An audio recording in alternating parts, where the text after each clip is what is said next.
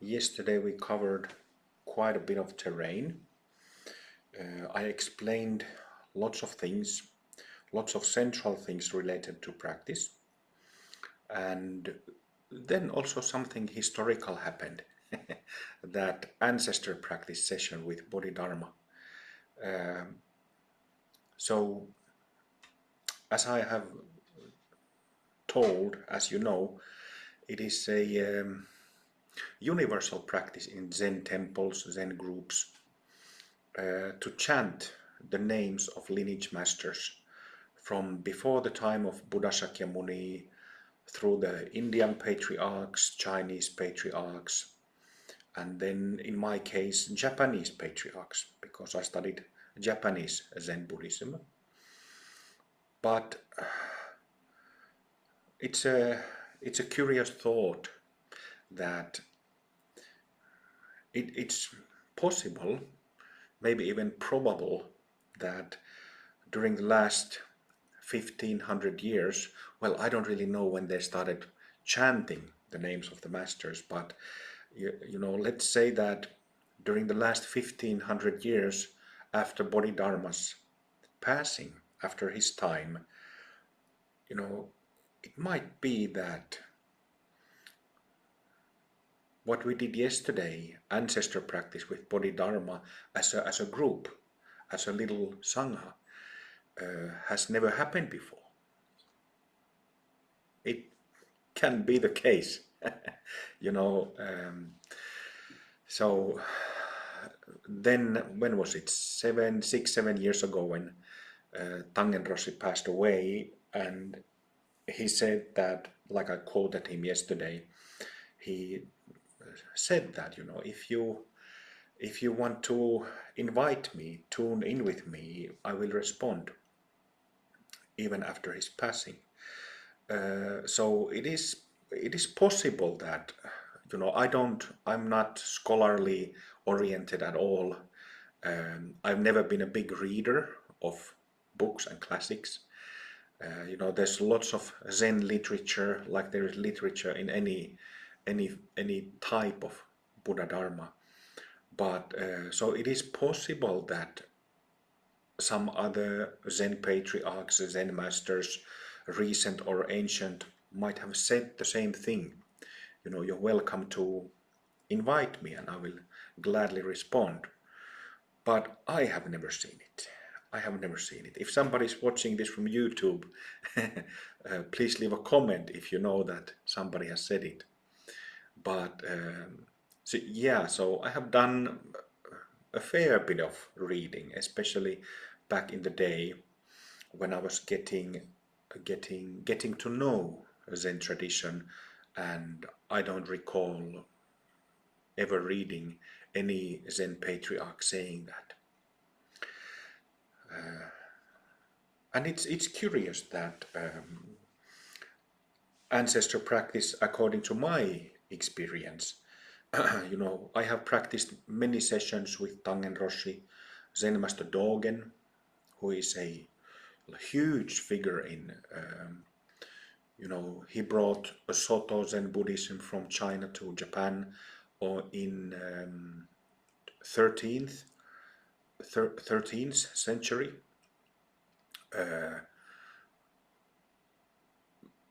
Sixth Patriarch Huineng, Bodhidharma, all these masters, maybe they should have mentioned it back in the day, because you know, it seems that they are completely open for this kind of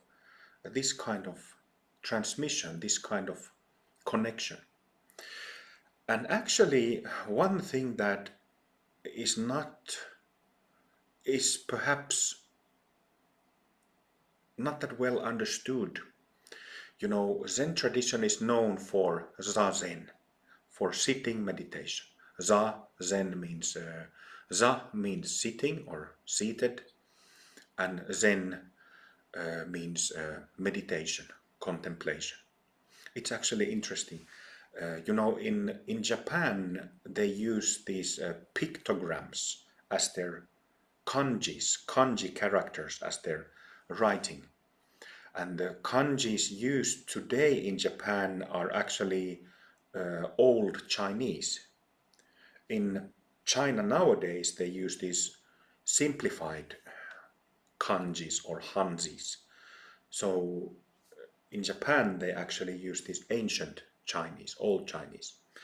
But so when we have the character for Zen, you know,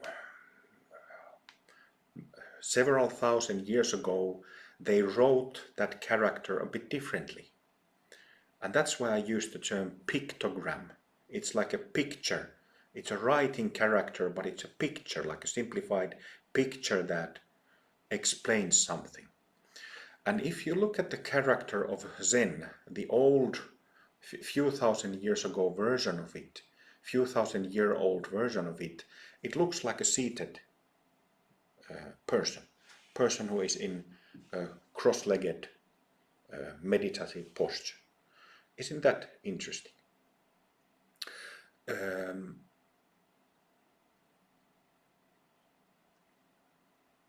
So yeah, maybe well, it is interesting, very fascinating to me, because I never had received, I was never directly in connection with Bodhidharma or any of these patriarchs back in the day.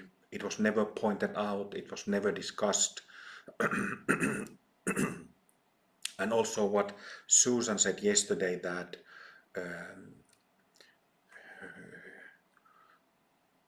it is really not pointed out that there is an energetic charge either with prayers, with mantras, with any of these practices, but they are there. Again, just to repeat myself, I've seen this many times when I started practicing Tantra, and Tantra is all about sensing energies. That's how it was taught to me by my Tantric teacher, Sivakami. So, I had been doing that practice already for a while, enjoying taking in energy, sensing energy, feeling, and getting tremendous help from doing that. It's like a different. Yesterday I was speaking about Formula One race cars, so it's kind of like a race car, and then you have some Volkswagen. Not that there's any problem with Volkswagens, but the difference is great. So I remember after some years of tantric practice, I began going to Zen practice sessions and have done Zen retreats, sessions here and there for many years in Japan, in Europe. And then when I had done tantric practice for a while, and there was this morning service, chanting of these prayers and mantras and sutras and so on, I noticed, I could see from the people that there is always was this beautiful charge, beautiful blessings, filling the room, filling the temple, filling the space, but people were not connecting to it. So I remember the very first time when this happened, when I noticed it, I felt like, oh, what a shame, what a shame.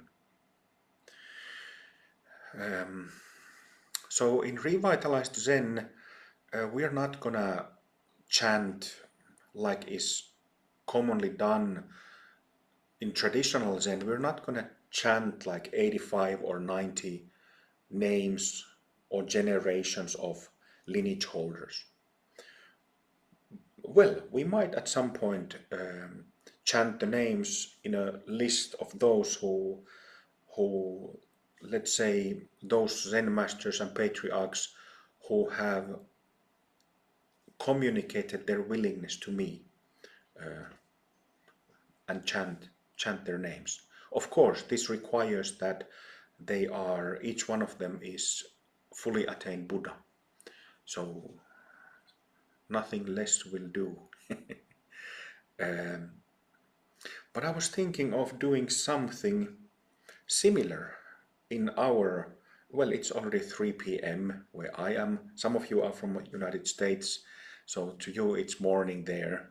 So for you it will be a morning service. But I was thinking of doing a little morning service, chanting through the Bodhisattva vows and basic prayers which we chanted yesterday evening, and then continuing with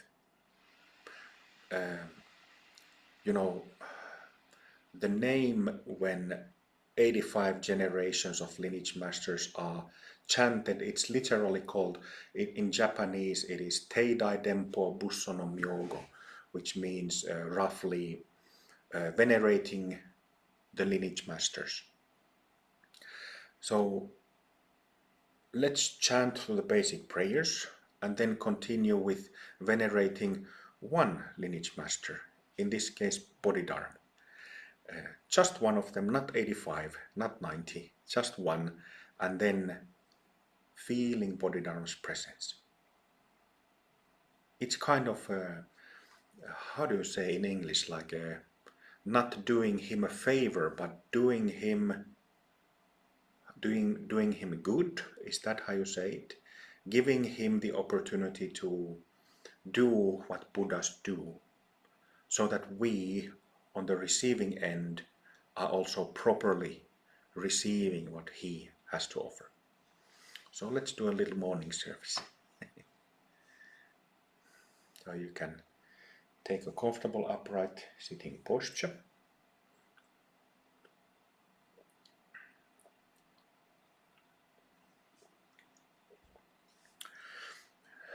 You should be able to see the vows and prayers in the chat window. I posted them there.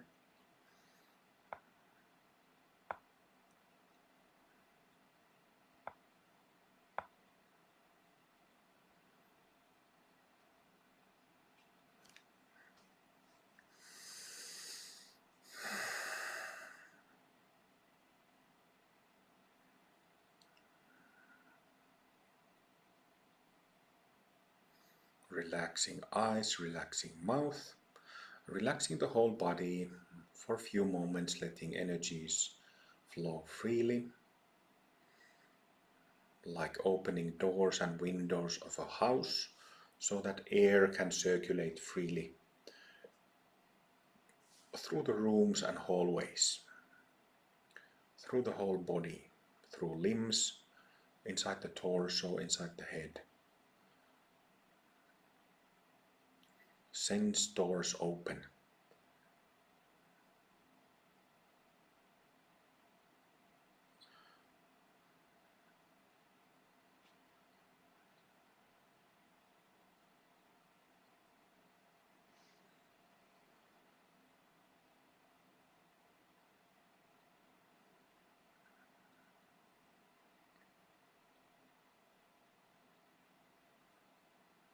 The three, we have three Dantiens, or in Japanese, Tandens. Dantien is Chinese.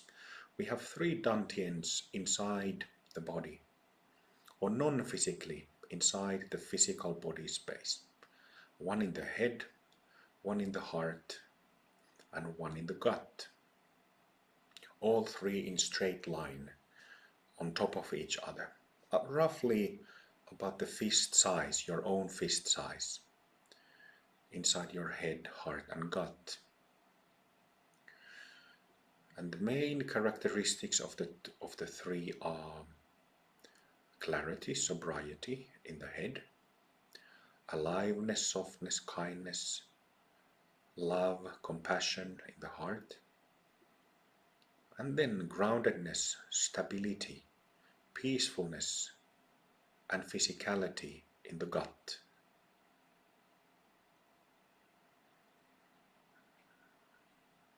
So when you relax eyes and mouth, relax the whole head,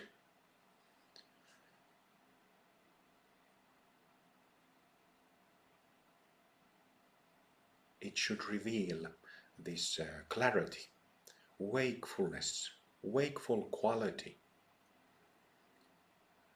which is selfless. There is no I or me doing it or possessing it.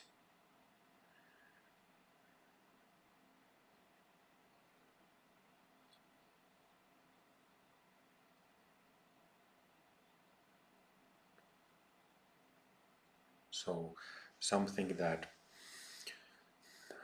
I often tell practitioners to do is to completely relax eyes and relax mouth and relax muscles, nerves, tissues in the area of the head.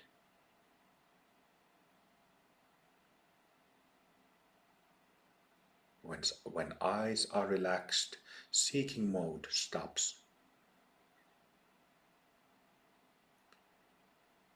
We are used to moving our eyes, and our attention and energy goes out with the eyes depending what we are looking at, what we are seeking. But from the existential perspective, we are seeking for happiness and peace. So from existential perspective, when we relax the eyes, completely relax any seeking mode, any activity,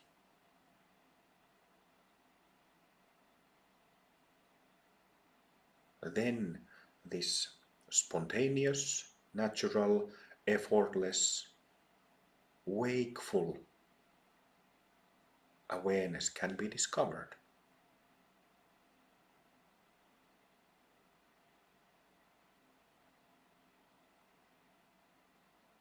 Or it discovers itself.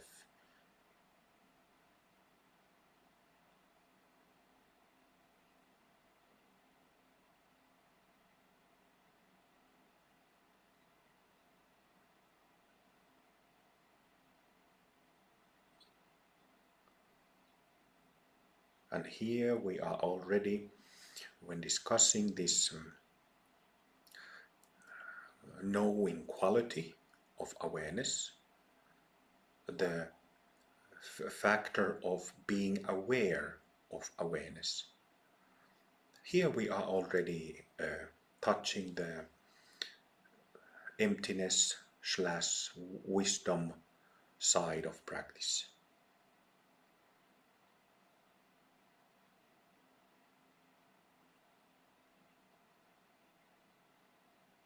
But we'll get back to it later.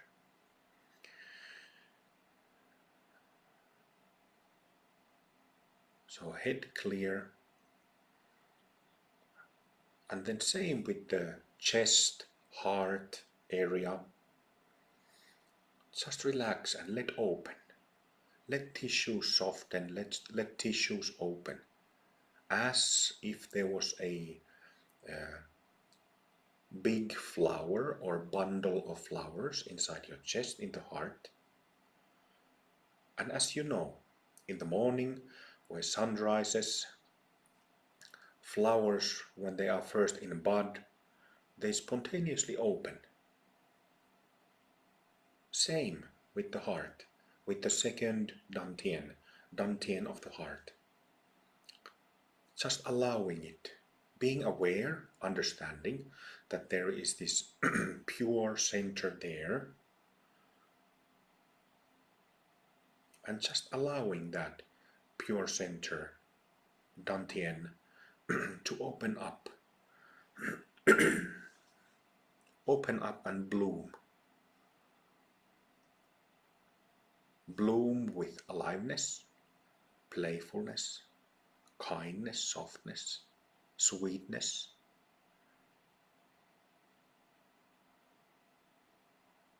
And none of these qualities, kindness, sweetness, everything I said, you don't need to generate them. You don't need to cultivate them. They are there already. They are in us already. Just like a flower has beautiful colors and radiance, aliveness by itself, spontaneously.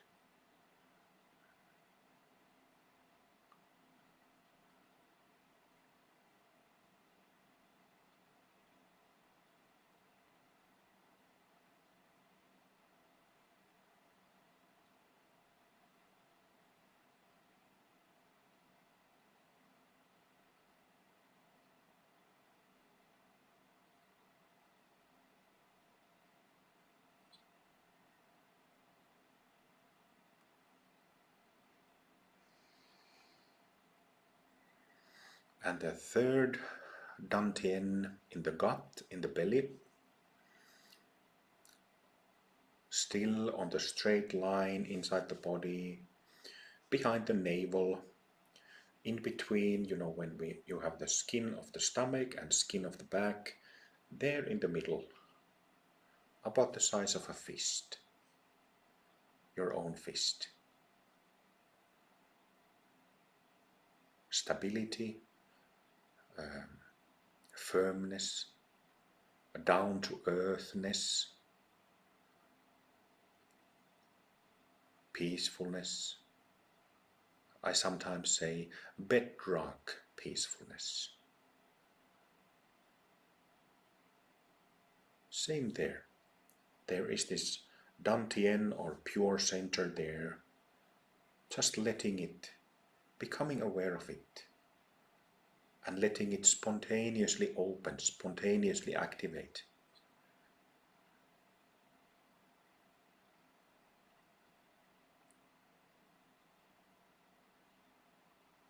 It is not necessary to start accumulating chi or ki, prana there in the belly like is done in established Zen. It is not necessary. I will come back to this point and Dantiens in other lessons later.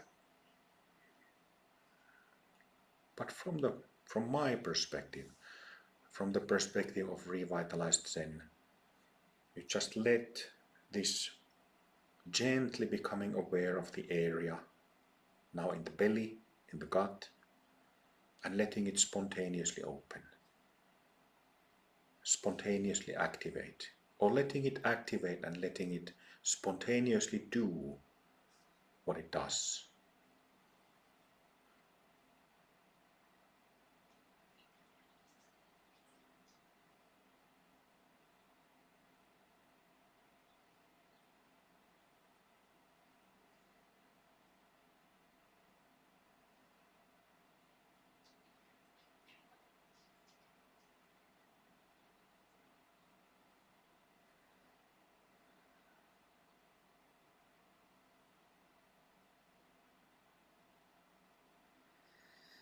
So this is just a brief, very, very brief little recognition of the three Dantiens and their qualities. But interestingly, it is also good to mention that the three Dantiens are directly the three seeds of the three kaya, the three kayas. T-R-I, three kaya, three bodies. It's a theory used in Bodhidharma. It actually was copied from the Hindus directly, Trideha doctrine, but adopted by Buddhists, and it's called Trikaya in Buddhism. So in the head Dantien is the seat of Dharmakaya, heart is the seat of Sambhogakaya, and gut is the seat of Nirmanakaya. But more about the three kayas later.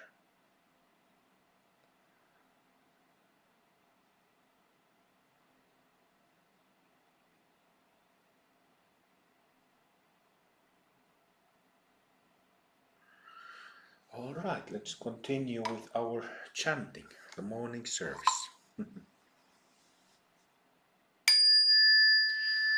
I vow to liberate all sentient beings. I vow to end all self-based confusion. I vow to exercise the Dharma that frees. I vow to attain the great perfection. I vow to liberate all sentient beings. I vow to end all self-based confusion. I vow to exercise the Dharma that frees. I vow to attain the great perfection. I vow to liberate all sentient beings. I vow to end all self-based confusion. I vow to exercise the Dharma that frees. I vow to attain the great perfection.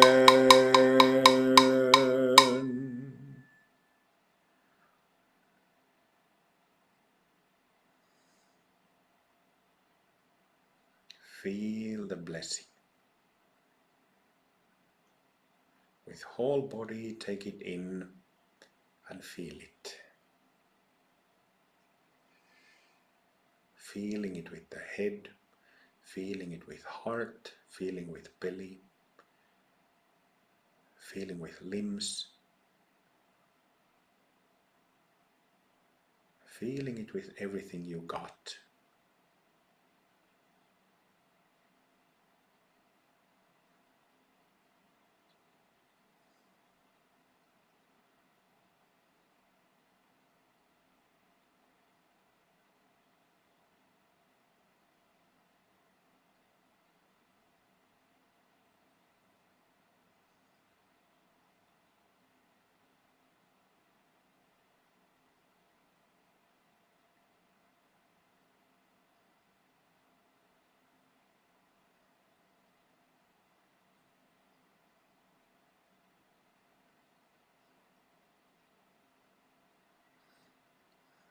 Through this charge from Bodhisattva vows, can you notice that there is these three kaya qualities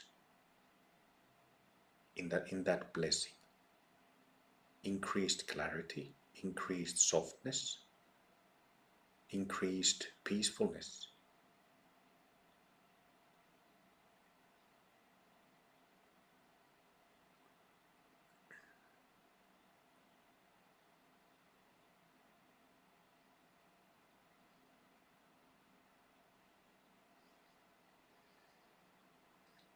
Then triple refuge. I take refuge in the Buddha. I take refuge in the Dharma. I take refuge in the Sangha. I take refuge in the Buddha. I take refuge in the Dharma. I take refuge in the Sangha. I take refuge in the Buddha. I take refuge in the Dharma. I take refuge in the Sangha.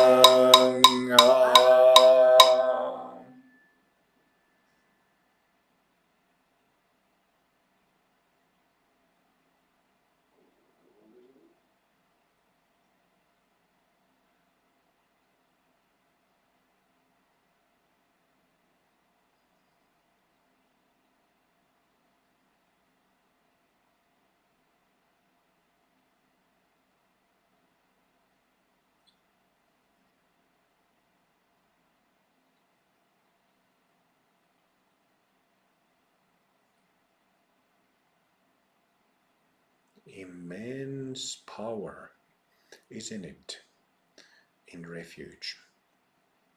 A universal Buddhist practice.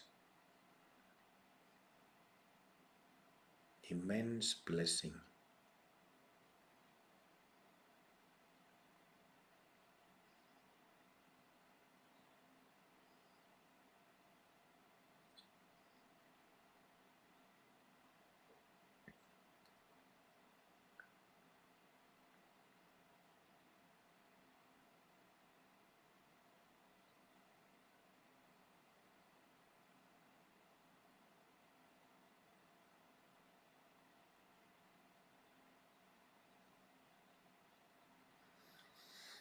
Then bodhicitta, short bodhicitta prayer 3 times. May all beings be free. May all beings be free. May all beings be free.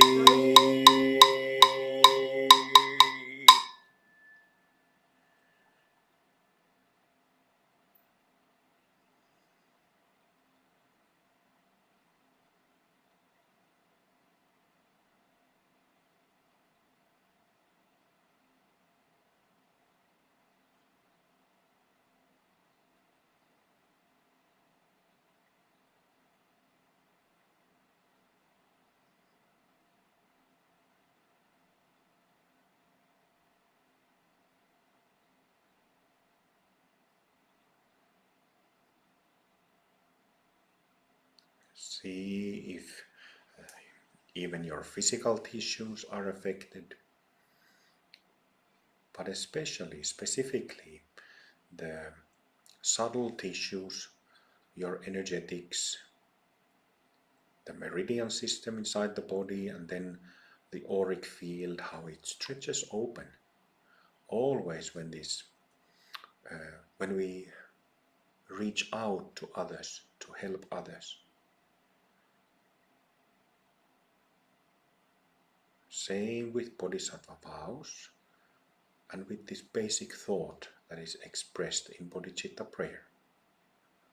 Always the subtle bodies stretch open.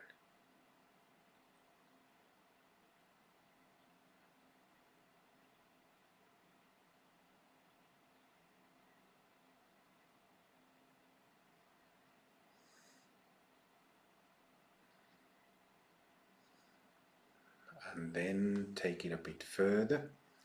We cannot take responsibility of other people's karma. Everybody has their own karma. And because of that, we can't take responsibility of their freedom from their state of mind. But we can dedicate merit, the so-called merit. What is merit? Well, maybe we can feel what it means when we dedicate merit, but it's a way to help others, so that we dedicate, we hope that our practice benefits others in a way that it will help them to find who they are, to discover freedom and happiness, to become Buddhas, who all of them potentially are. So let's dedicate merit.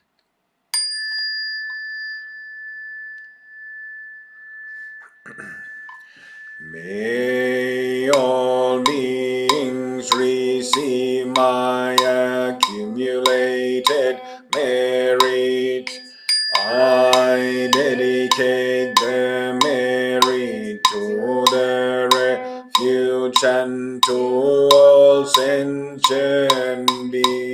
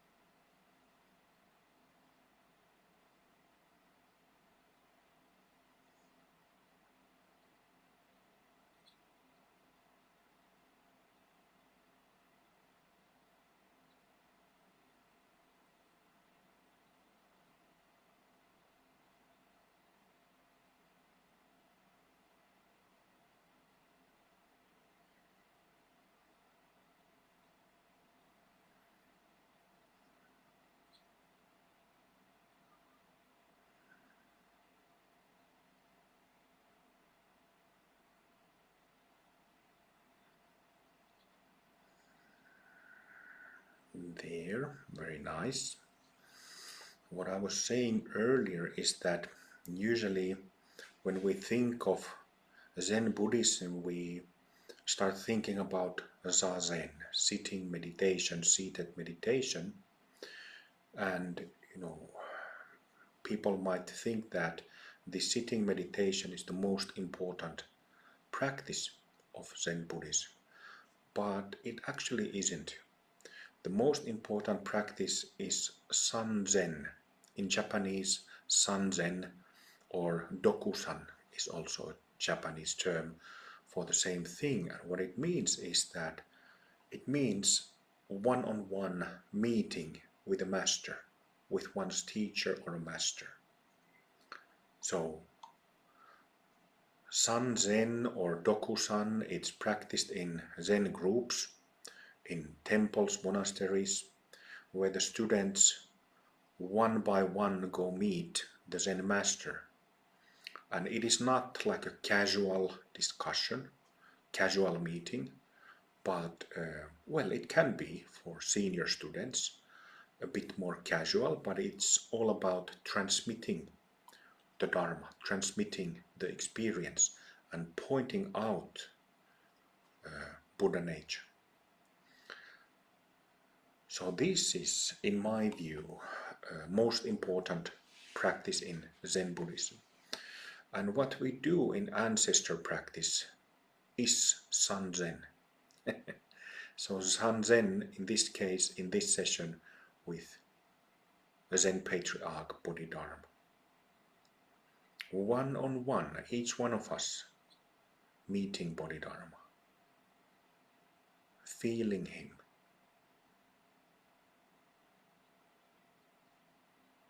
and through this feeling, through being receptive, open for this communication, connection, our own nature is pointed out by him and revealed for ourselves.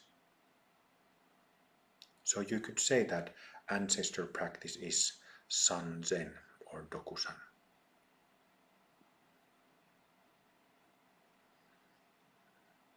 So I'll say a simple prayer, and then again, after a couple of minutes, we will chant Bodhidharma's mantra. Dear beloved Bodhidharma, shower us with your blessings, point out our nature, point out the way. Please bless us for the liberation and happiness of all beings. Give us your blessing.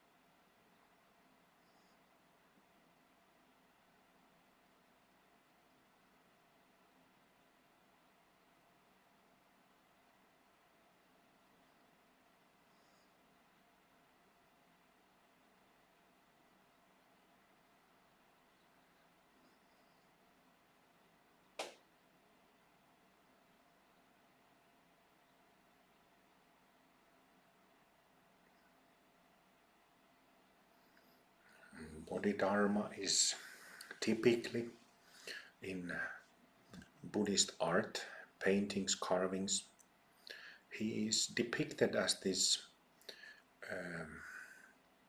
angry figure, fierce figure. Somebody who is like a furrowed brows, really kind of fierce demeanor. Yeah. But is he like that? Now that we are feeling his presence, is he like that? If that is a perfect presentation of him, or is there more to him? Definitely strong presence, very dynamic, fierce when necessary, but also immensely soft and very clear, isn't it? Soft like a garden of flowers.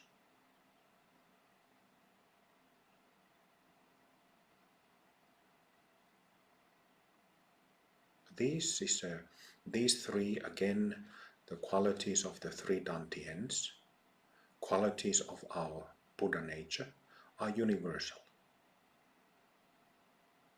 When we, each one of us, become living Buddhas, we have those three qualities in same measure. Just like the Buddhas of the past, men, women, all have had and still have, like Bodhidharma.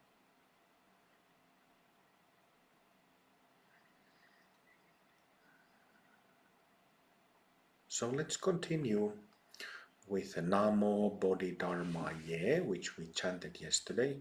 Namo means like namaste, namaskar. It's a greeting. It's like a respectful greeting. And when there's the syllable ye at the end of the name, Bodhidharmaye, it means like greeting to Bodhidharma. A respectful greeting to. Approaching Bodhidharma in a respectful, sincere manner. So it is perfectly fine in home practice to just chant Bodhidharma's name or Amitabha's name or any other without anything more technical, without anything more technically specific. But this time we will chant. We went through the three Dantiens, one at the center of the head, one at the center of the heart, and then the one in the gut, inside the belly. And we will chant Bodhidharma's name, mantra, in these three centers.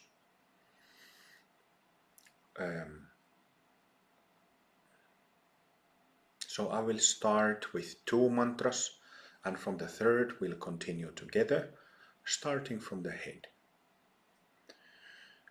And then when I hit the bell, I can show you if you lose a track, when we first start chanting and then we chant for a while, we'll first chant in the head, inside the head.